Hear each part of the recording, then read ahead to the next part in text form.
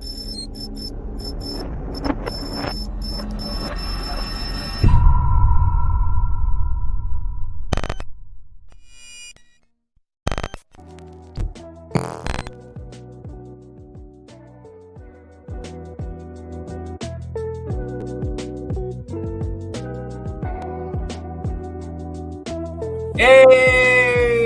and welcome to the last day of Black History. How about that? It'll be 28 days into the month. We are 18 episodes in, and I will tell you that it has been a fabulous experience so far. Thank you so much for those who tuned in so far. Thank you for those who have been on the show. We've had an amazing guest. The 1828 project, it just started off as a vision. And from that vision, I think it came out to be something great in fruition. Great look. I've heard nothing but great feedback. And you just never know what type of impact that you're gonna create when you create something. One thing you can't expect to see is to see it immediately. And that's one thing about these people that I'm highlighting is the journey, right? It's the journey of becoming great. It's the journey of becoming influential. And it's the journey that it takes to create change. I think a lot of people don't realize that it all starts with a vision, right? And from that vision, you have to have a plan. And then from that plan, you have to implement, right? You have to put the work in to actually make things happen. And I feel like every guest that I've had on so far in this series, they have definitely been an example of that. But especially my guest here today. I'm looking forward to today's guest. Feel free to chime in. Those who are watching live on the chat, I know that it's 9 o'clock in the morning. It's probably one of your most busiest times this morning. If you got to listen to the replay, feel free to listen to the replay. If you want to listen to us in your car, feel free to go on YouTube. Look up the Under the Hood channel. Look up Creating Black History in LB. And you can watch us on YouTube as well. But with that being said, without further ado, I'm going to go into the show. So let me make sure I read the bio and the intro because I want to make sure I do my man service. I thank him for answering the call. I requested him probably about a week ago. He got on my calendar, filled out the form. I appreciate him for that. So let's go into it. So here we go. Welcome to the 1828 Project, the show that spotlights the efforts of people making a difference in our community. I'm Brandon Ward, and today we'll be discussing the topic of creating Black history in Las Vegas. I am honored to have on the show today Byron A. Goynes. Byron is the director of the Martin Luther King Jr. Senior Center in North Las Vegas, Nevada. As our guest, Byron is a 59-year resident of Southern Nevada with an in-depth knowledge of Las Vegas, North Las Vegas, and the surrounding communities. He is a 1978 graduate of Bishop Gorman High School and a 1983 graduate of Prairie View A&M University of Texas. Byron is the longest serving City of Las Vegas Planning Commissioner with 23 years of service and the namesake of Theron H and Naomi D Goynes Elementary School in North Las Vegas, named in honor of his parents who are still living today. He is a member of Kappa Alpha Psi Fraternity and currently, let me get my transitions right, Byron. I want to make sure I pull your face up, man. I know they want to see you. And currently serves on the Bond Oversite Committee for the Clark County School District. Thank you, Byron, for joining us today. It is my pleasure. Good morning. Man, that was a long intro, but I was like, maybe put all this together because you gave me a long bio, and I was like, let me do my man a great service. So how did it sound? It sounded wonderful. You hit it all on the right points. That's right, brother. How you doing today? I'm doing wonderful. It's a great day at MLK, just like it is every day. Yeah, I love the energy there. How's the energy right now? Oh, we're ready to go, man. I mean, we're here at the center. We're up and ready. We're getting ready to start our Bible study at about 10 o'clock, which really gets me pumped today. So just like I said, it's a great day at MLK, and I'm just glad we're here to be able to provide some insight into the history of Las Vegas. And I do want to compliment you on your efforts and what you're doing. It's very important that our youth especially know what our history is. Yes, sir. Yes, sir. And I felt like to finish you up, to have you come on the 28th, it was very, very strategic because I know you would probably bring a different perspective than most people would. A lot of people brought the perspective of what they've done in the community. I definitely want to highlight that, your accomplishments. And then more importantly, because I mean, I put together some questions, but there may be some information and some history that you want this community to know about, and feel free to to put that out there. I want people to know about the park that just went up over there on Martin Luther King as well, and how important that area is. Maybe we can even talk about whatever else is going on the west side. But I know there's some great things going on the west side. I know Cedric Career, William McCurdy, and all those guys are really putting the work in. So I just appreciate our elected officials, and I appreciate people like you, because I know that you are a direct messenger in connecting the message of what we need and connecting those people to those resources. So thank you. But we're going to go into it, Byron. So I know I read your bio, but tell these people who you are, sir. Well, I'm Byron Goynes. I'm a 59-year resident of Southern Nevada. Came to Las Vegas in 1964, where my parents came to teach. A little bit about their story. As you know, African Americans weren't even able to teach in public school systems.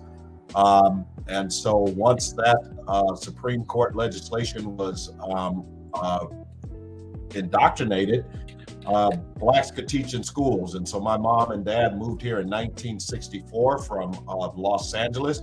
Our journey started as far as Kayenta, Arizona, where they had to teach on an Indian reservation. So once they completed their education in California, we moved here to Las Vegas in 1964. I actually grew up in the Gerson Park. They called it Herbie Gersey, or the Gerson, right off of Lake Mead and Martin Luther King. Now I grew up on 2020 Carver Street. And a funny story is my chef here at the center, she actually lives right next door to the house that I grew up on. So it just goes to show how history and the cycle goes. But 1964 here in Las Vegas, I was 4 years old. Grew up predominantly in the West Side. In 64, 65, we moved into North Las Vegas on 704 Veronica Street, where we still live today. It's been a great experience. One of the things that we pride ourselves on is, over the years, as the city has grown, people have moved out into the suburbs, up in Summerlin, out in Henderson, but we are still at the same house where we began, and we're not going anywhere. The Goynes house will be there. I'm going to hand it over to my son, and he'll keep it in the family and the legacy as his life evolves as well. Oh, that is amazing. So how much family do you have here in Vegas? I have my immediate family, my mother, father. I have two sisters. My oldest sister, Kimberly Goynes, is a retired educator. My youngest sister, Pamela Goynes Brown, is the new mayor of North Las Vegas. Having been the first Black mayor in the state of Nevada, and female on top of that.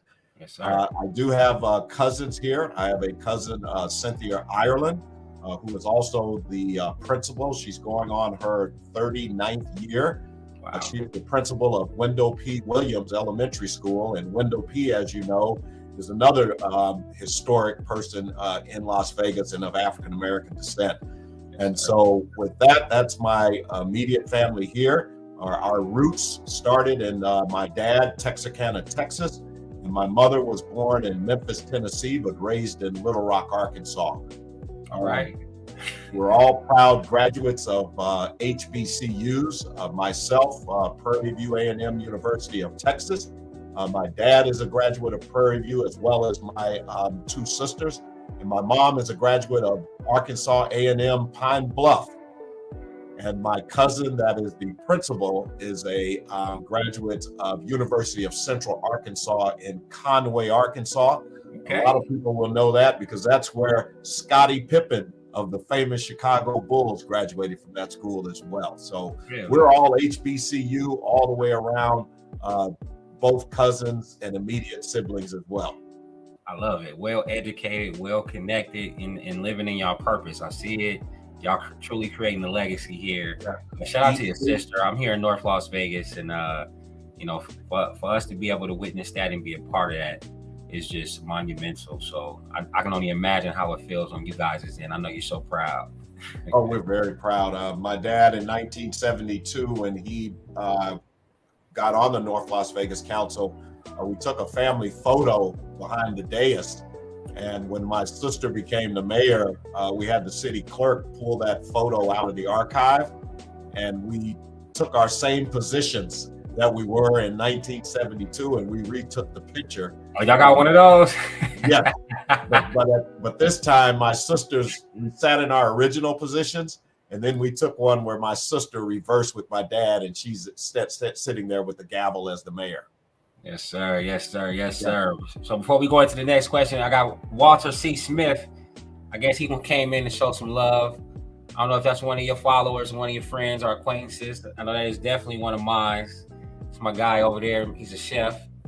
Walker, thank you for joining in. Feel free to chime in. You guys got any questions for Mr. Goynes? Please, feel free to ask, and I'll put your question on the screen as well. How you doing, Chef Walker? That's Sadie's. A shout out to Chef Walker and Miss Pam. That's right. Yes, I definitely know who the people is. Shout out to Sadie's. Matter of fact, let's see. I think he wrote back in here. There you go. Peace and blessings, brothers. Yes, sir. Peace and blessings to you and the family and a beautiful wife. All right, Byron. So I know you just told us a little bit, but for those who do know you, they probably did know those facts. What's something that many people may not know about you? They may not know I love gardening. I love cutting grass and just getting my hands in the dirt. I always believe that I connect with the earth like that. We are so much into a technological society and environment that and sometimes you just need to demagnetize yourself. Get in the garden, get your hands in the dirt, plant something, nurture it, watch it grow. It teaches you a lot of patience because things grow over time, just like you said in your intro. And so I know we're in this instant society, or in this gratification has to be instant with our technology. But I tell you what, man, Saturday morning in the garden, on the back of the lawnmower, nothing feels more like therapy to me than that. I love it. I look at it as therapy as well. And if you know a person who gardens, I think it's a great indication on paying attention to their mental health. I noticed that when people do gardens, or when people are growing anything, when times are good, they will nourish that thing. Like they'll be on time with the watering, they'll be on time with the soiling. They'll, what they call it when you prune. They'll do everything necessary. But when times get rough, or you might experience some type of depression, there's a time when people start neglecting those things. And I'll always pay attention when I go to a friend's house to the plants, because if I see them starting to die, I know that there's an issue and something needs to be addressed. So I love that you just said that. Yeah, I love that. And my wife's from Nassau, Bahamas, and so when you're on the island and it's 85 degrees year round, you see the lovely flowers that bloom, and it just puts you at peace, man. It's very relaxing, and like I said, it's like therapy. It is. It is. So we're gonna move into this question right here. Mr. Byron Goynes, what does creating Black history in Las Vegas mean to you? Creating Black history in Las Vegas to me means being in the community, embracing what's going on in the community. I'm a real proponent. I'm a namesake of a school, so I go back to the kids.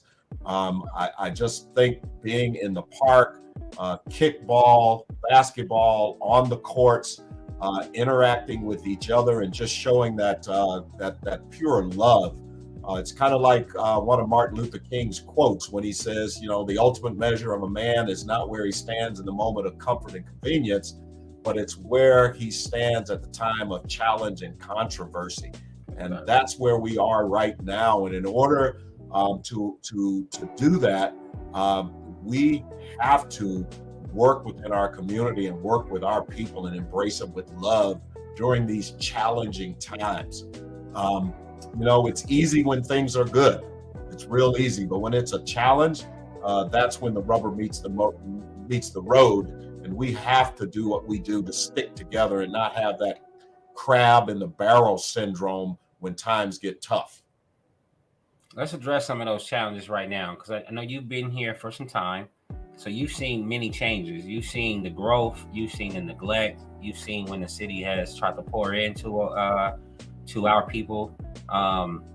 What has stood out to you over time, based on, and then comparing it to where we are now?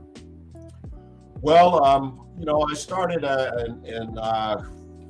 a city planning commissioner back in 1992. And that's when I got an in-depth knowledge of what goes on in the city, how municipalities work, how economic development is created within different portions of the city. And when we look at the historic West Side, and even in the North Las Vegas, a lot of people don't know that when you talk about the historic West Side, you have to include North Las Vegas. There's a dividing line, which is Cary Avenue. Anything to the north of Cary is North Las Vegas, and the south tends to be in Las Vegas. But we don't let those demarcation lines divide us as a community. We are all one right there in that historic West Side.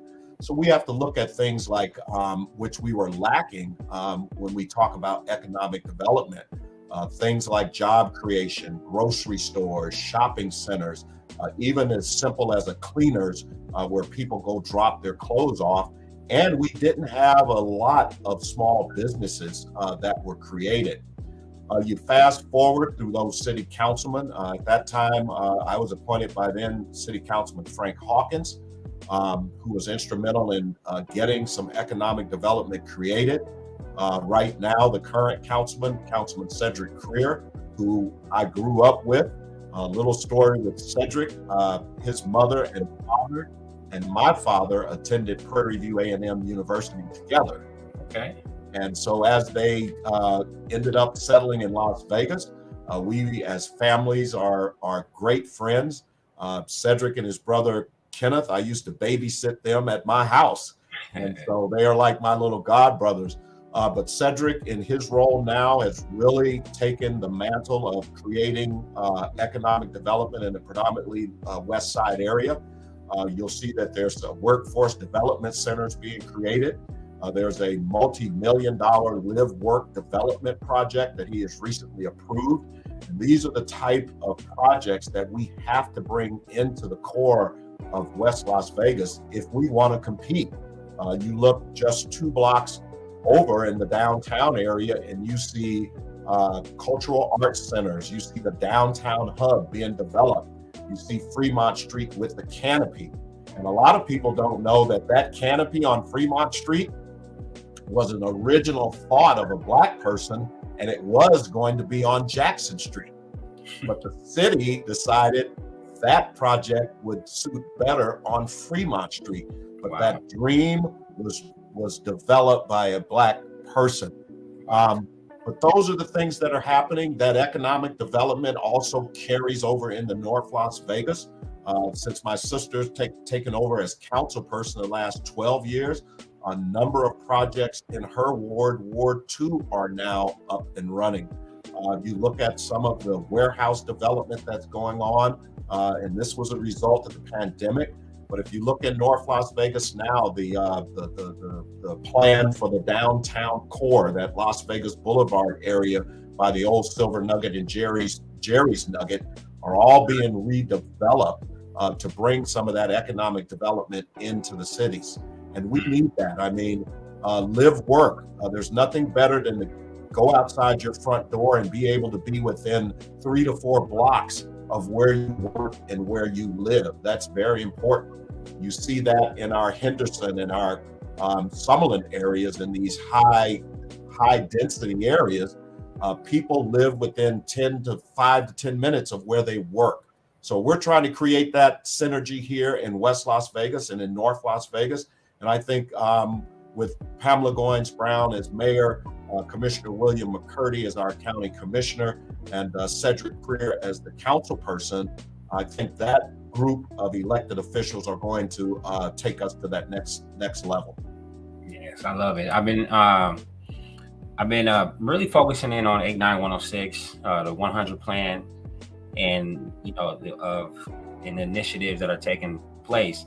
Is there anything that stands out within the 100 plan to you that you're very much looking forward to? When I look at that plan, one of the things I like, of course, I'm a visual person, but I think it's very important as well in our area that we look at things in that plan like our streetscapes. At one point, there's a Councilman Barlow, who had initiated a streetscape plan to put trees along the sidewalk, because we're in 110, 120 degree weather. As you're walking down the sidewalk, you need shrubbery. A lot of folks in our community, I don't want to say they don't understand. I just think we have not done a good job in teaching the community about these things, because people will say, I don't need a tree on my sidewalk. I need a chicken in my pot. Right. But you have to understand that in order to grow the community, we have to look aesthetically pleasing as well. And that means our streetscapes, that means our buildings, that means our neighborhoods, whether you have to put in a neighborhood association so that the houses are uniform, the yards are kept. All of that's important when you're talking about developing what I call the historic West Side.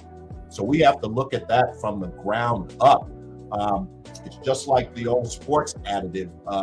If you look good, you feel good. If you feel good, you play good. If you play good, you get paid good. That's the same thing in the neighborhood. If it looks good and the lawns are clipped and lawns are cut, then you have those corporations, those grocery stores that want to come into the area and be a part of that. So that's all part of planning and development. And we, as elected officials, need to do a better job of teaching the community about those things, and also getting our community to come out to the meetings. One of the things that we lack as a community is supporting our elected officials. So if there is an item on the agenda and that councilman, that commissioner, or that mayor needs the community to come out to show support so that he or she can show the other constituents on the council that yes, the neighborhood cares about this area, they are out in numbers to speak about it, and they support the efforts that I want to do to make the neighborhood better. Yeah, as I've been really getting into the community more, I've been trying to figure out, how do we figure out what matters to people? Because certain things just don't matter to certain people, and it's sad to say it. I guess it doesn't matter until it starts to impact you personally. And that's what I've been trying to really figure, like, how do we get these surveys to these people to figure out what matters to them? And I think you just got to touch on people's pain points, right? Because people move with pain and discomfort. Figuring out what's your complaint, and a lot of they'll write a whole review. You ask them what they like, though. Some people sometimes they won't come, and you're right. We got to get that feedback, get people to start coming to these meetings, and I think it's based on like time management, right? Time management, and then understanding that it's important, like it's a priority. We have to have people in those rooms. We have to have people at the table. We got to have people in every room so that our voices are not left out. You're absolutely right. We have to be at the table. One of the keys is, and I'm biased because that's my sister, but as the mayor of North Las Vegas, and she's only been in there a couple of months, but even as a city councilwoman, accessible. She's one of the most accessible public officials that you'll see. You can call her on her cell phone. You can stop by the house. She's not running and hiding. She's out in the community. You see her everywhere, and she listens to the feedback. And there's nothing more exciting for a resident to call the mayor's phone and the mayor picks up. And if you ask the mayor to do something within 24 to 48 hours, you've got a response. That's what's called being in tune to your community and into your city and meeting the needs of the residents. And we have to do a lot more of that as elected and appointed officials, because it's easy to just put on the suit, sit on the dais, look pretty on the TV, and then not be able to connect with your constituents. So that's what has to happen. And we have to do it even more now with what's going on in our community, because with technology, things changed by the second now, where it used to be by months and years time ago, but it changes by the second. I want to give you a special shout out, because I know we had a community conversation there regarding a city project and with public safety, Rancho, and I know you filled that room with the people from the center. So I appreciate you for that. Yeah. Well, it's the seniors. Yeah, thank you to the seniors. Yeah, I mean, like I tell folks all the time, and I encourage my young folks, stop into the center, talk to the seniors. You're talking to old souls. You're talking to folks that have been through times. And of course, we as Black folks know, I have some folks, my dad's 94, but I have some seniors that were born in the 1929 era in the 30s. And you think the price of a chicken is $1.89 now, and you think it's hard to make it. My daddy can sit there and tell you what he can do with a drumstick and a thigh, and he'll feed us all week. And so we have to talk to the older folks. We have to look back at history, because in order to know where you're going, you have to know where you came from. And sometimes our young folks, because of the technology, and they're living in this fast lane, sometimes it's hard to slow them down, to show them where they came from, to let them know where they're going. Yeah, they don't have a value. They don't have a value of time yet. They don't have that. When I read something and say you 24 years, 50 years, that means, all right, I need to talk to this guy. Right, exactly. He got it right for 50 something years. Yeah, let's talk to them. Shout out to Walker Smith. I got you. Pain, like my man said, pain, discomfort are necessary elements of growth, but the growth must be intentional. You're right, man. People will be left suffering, thinking they're getting better if you don't have no intentions. Right. All right, Byron, let me skip through these questions right here. I know you answered a couple of them as you were talking. So you have a long history of public service in Las Vegas. Can you tell us a little? No, don't tell us that one. Oh, you know what? Yeah, let's talk about how you got to where you are today, because you also on some boards. We didn't talk how you really became part of the senior center as well. Let's talk about your journey and how you got to where you are today. Yeah, my journey started, like I say, back in the 70s when my dad was running for office. At that time, at age 10, 11 years old, I was walking neighborhoods, banging on doors, understanding precincts, learning precinct maps, understanding how elections work. That just snowballed into myself as public service. I was appointed to the Board of Zoning Adjustment with the city of Las Vegas back in the 2000s. I was put on that board by then Councilman Frank Hawkins. Frank Hawkins, at that time, his mother taught for my dad for over 30 years. So Frank and I grew up in the office and classrooms of my dad being a principal and his mom being a teacher. And after school, we had to come to the school, and that's where we grew up. He, of course, went on, had a career in the NFL with the Oakland Raiders and won a Super Bowl, became a city council person, and he appointed me to the Planning Commission. And at that time, you would only appoint for 4 years. He actually appointed me for the maximum term. And he said, even if I'm not the city councilman, you're still going to be the commissioner. And so I sat on that board for about 10 years and then moved over to the Planning Commission. And stayed on that board for a little over 11 years.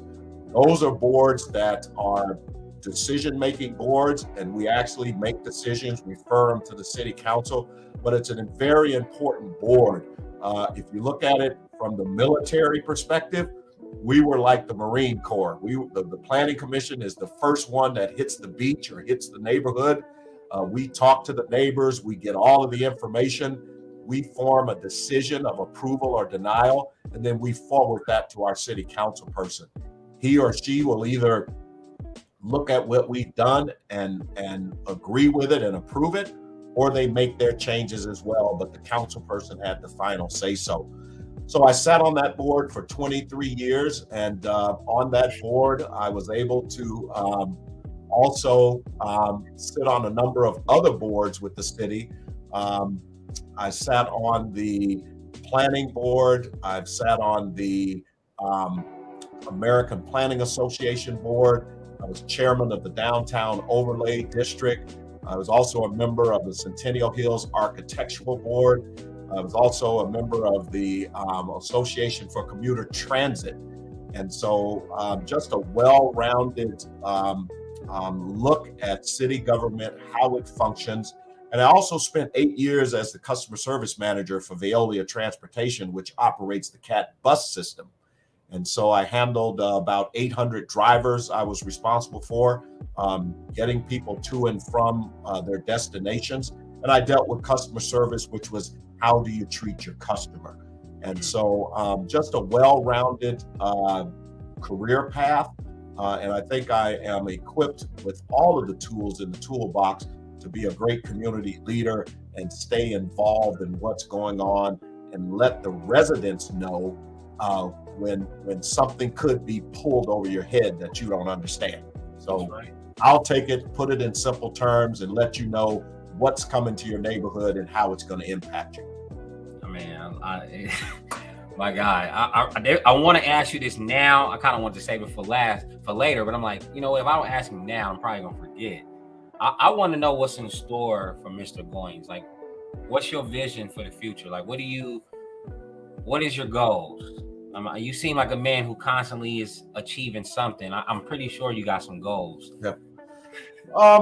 Well, my goal right now, I'm very family oriented. So I have 2 children. I have a daughter that's 30 years old. She's got her undergrad in psychology and her master's in forensic psychology. She is looking at starting her doctoral program in psychology, and she likes to work with kids. And so I want to support her the best I can. I also have a son that's 20 years old and plays football at San Diego State University. Go Aztecs. Joshua Goynes, number 26. He was an aerospace engineer major and he wants to fly. And so I want to support him in his endeavors. And so my goal at the end of the day is to just always be connected in the community, always champion causes that will directly affect African Americans in the community. I love my Blackness. I can't shy away from it. That's who I am. And so I'm going to try to make that be the best that it can. Yeah, you make looking black or sounding black seem so cool. It is cool. It is cool. Well, what year is your son at San Diego State? He is a sophomore this year. Okay. And so he has 2 more years left. He has an extra year of eligibility. So he wants to graduate with his degree in aerospace engineering. He wants to play his last year at Stanford University. So that's the goal. And from there, I hope he owns his own airline or whatever he wants to do. But if he can see it, he can be it, he can dream it. And I tell all kids that, follow your dream. And if you want to know about it, come into the senior center. I have about 600 members that have probably retired from a majority of the industries that young folks want to enter.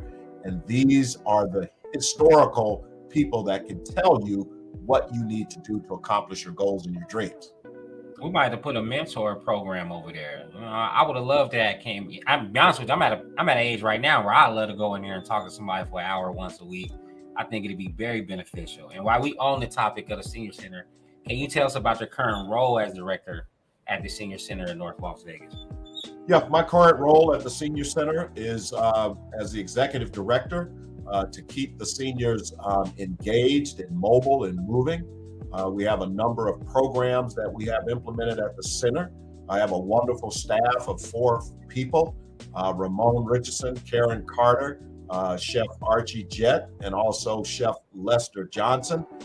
We run the place, and We have a number of programs. We work with the Lou Ruvu Brain Institute to bring brain healthy programs into the center, how to eat nutritious and just your brain health. We do a lot of movement here at the center. We have line dancing, belly dancing, modern dancing. We have a great chair aerobics exercise that kicks off every morning at 9:30, and there's about 15 to 20 seniors. We get out over at the Pearson Center across the street. We have a group that goes out and walks over there. We do crocheting, we do jewelry, we make African jewelry. We even have a kiln where we fire pottery here as well. I have a number of seniors that love to play cards. So if it's bid, whisk, or spades, come on over. We have seniors playing. Dominoes is a big hit here as well. And so we actually have a great following of our domino players as well. So just a lot of activities. We go on trips. Last year, we went to the San Diego Zoo. We had an overnight stay. And this year, we're planning to go to Atlanta, Georgia, to tour the Martin Luther King Ebenezer Church, Martin's House, and all the museums that highlight Dr. King's achievements. So we just keep people active at this center, where, and again, as like we say, it's a great day every day at MLK.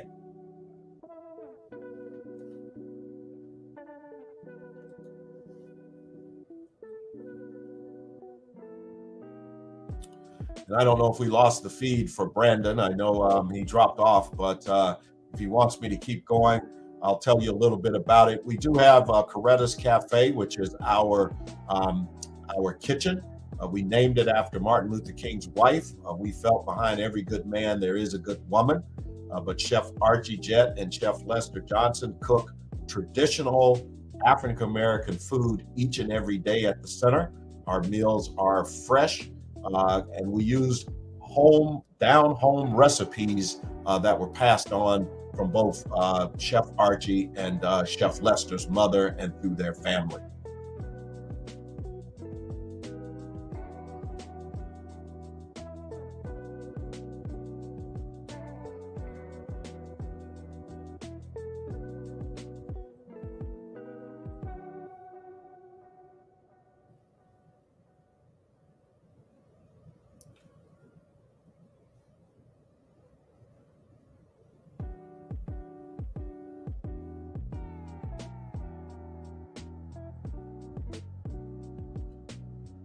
In case we're still on the air, we do food giveaways here at the center every first Friday of the month. We provide food that feeds about 150 seniors. Our food is provided to us by our partners in the community, the 3 Square Food Bank, which is a food bank through the Feeding for America program, where we source all types of products from perishable to non-perishable, even down to toiletries and things of that like. So we provide those to the seniors, and we make sure that no one is without here at the senior center. And we try to do our best to make sure we have as we say, a chicken in every pot. We do a lot of activities with other senior centers here as well. We work closely with the Walnut, the Pearson, and also the Doolittle Community Center here in West Las Vegas. And if you look at it, we probably have anywhere from 3,000 to 5,000 seniors in the West Las Vegas area. And on any given day, each one of them can walk into any one of these senior centers and provide services. We are part of EOB, which is the Economic Opportunity Board, which was incorporated in the state of Nevada in September of 1964. It opened its first office April 5th of 1965. And again, there was a staff of 4 back then. And they had a program development grant of about $25,000 to get started. So EOB started in 64 with $25,000. Come fast forward to today, our grants are in the millions and we still serve families. We are part of the Community Action Partnership. And what community action agencies are, they are private and public nonprofit organizations that were created by the federal government. It all started in 1964. And the reason was to combat poverty in geographically designed areas. So the community action agencies change people's lives. We embody the spirit of hope. We improve communities, and we just make America a better place to live. We care about the entire community. We're dedicated to helping people help themselves and to help each other. And community action agencies is a result of an explicit designation by both local and state governments. So that's a little bit about us. And, you know, the mission at the Economic Opportunity Board, our mission is simple. In partnership with community stakeholders, the Economic Opportunity Board of Clark County is committed to introducing and implementing programs, resources, and advocacy, which leads to self-sufficiency and economic empowerment for low-income individuals and their family. And another part of our vision, just one-line statement to eliminate poverty in Southern Nevada. That's what EOB is all about. And under our umbrella, we also operate KCEP FM 88, Power 88 radio station, which broadcasts throughout Southern Nevada and also on virtual platforms where we're heard throughout the world. We also administer a number of community programs, childcare, utilities, and rental assistance. So that's a little bit about EOB and what we do at the Martin Luther King Jr. Senior Center. I am Byron Goynes, the executive director, and we are just proud to be a part of Southern Nevada. Thank you, and I see Brandon's back with us. But I mean, I'm sitting here like, oh my God, I can't get back on. I keep trying to put my camera on. I keep trying to put my computer on. Thank you so much for keeping that going. Yes, sir. You answered all the questions and then amazing job by you. Thank you very much. All right. So who are some people that you would like to acknowledge in the community for the work that they're doing? Wow. There's so many. I'd be remiss. I'd just like to thank them all. I don't want to leave anybody out. But just a lot of folks in the community that are doing a number of wonderful things. Again, I'll go back and not be biased, but my sister, Commissioner McCurdy, Cedric Creer, Reverend Dwayne with the food bank, Dwayne McCoy, who has a food bank that we work with, my chef Archie Jett, who I call the food minister. This is a lady that it's her calling to make sure no one goes hungry. So she is always out sourcing food and giving it to folks. I'd like to give a shout out to the church community. One of my frat brothers, Brother Rogers over at New Jerusalem Church, the things that they do and the output, Kappa Alpha Psi Fraternity, just what we do in the community. So shouts out to all of the Black electeds and all of the folks in the community that do their thing on a daily basis. And it's a 24/7 challenge. There's no days off. And that's what we have to do. Even on holidays like the MLK holiday and President's Day, we don't sit down and take the day off. We get out and work and do more community service. So that's what it's all about. And I just love my Blackness. I love West Las Vegas, North Las Vegas in my community. And that's what it's all about, man. That's what it's all about. That's right, Byron. So to wrap it up, I want to ask you, how can we support your efforts and how can we get in contact with you? You can support our efforts by, we are a nonprofit at the EOB. And so any type of donation here to the Senior Center goes directly to the seniors. It doesn't matter if it's monetary or if it's something of value to the seniors. I can always be reached here at the Senior Center. My phone number is 702-636-0064. You can always go to our website at www.eobcapsnv.org. You can always email me at yobyron@aol.com. That's for those noops out there. Yo, K-A Psi, yobyron@aol.com. That's right. Well, Byron, I thank you so much. Thank you for being an example of a leader Thank you for being an example of what it's like to stay in the community and build the community. I appreciate you for that. And thank you for your time today. I will be by the center to come and visit you and some of the guests there as well. I look forward to my next visit. You have a blessed Tuesday. Thank you, and you as well, and good luck to creating history in Las Vegas. We love it, Brandon. Keep up the great work. Thank you, sir. You take care. All right, with that said, y'all, man, Byron was amazing. He's a pillar in our community. Look, anytime somebody tell you to reach out to them for information, for anything, always take advantage of that resource and the opportunity and reach out. If you have a senior that's in your family and you want them to get involved and you want them to start having more fun and being more active, visit the senior center and just see what they have to offer. I promise you, you will not be disappointed. With that said, I look forward to more podcasts. We were going to just do this as a 1 month thing. We've decided that we're going to continuously keep it going. I'm just not going to do it every day. I'm going to be doing it once a week. So once a week, I'll have a different guest on. Next month, we're going to focus on the women.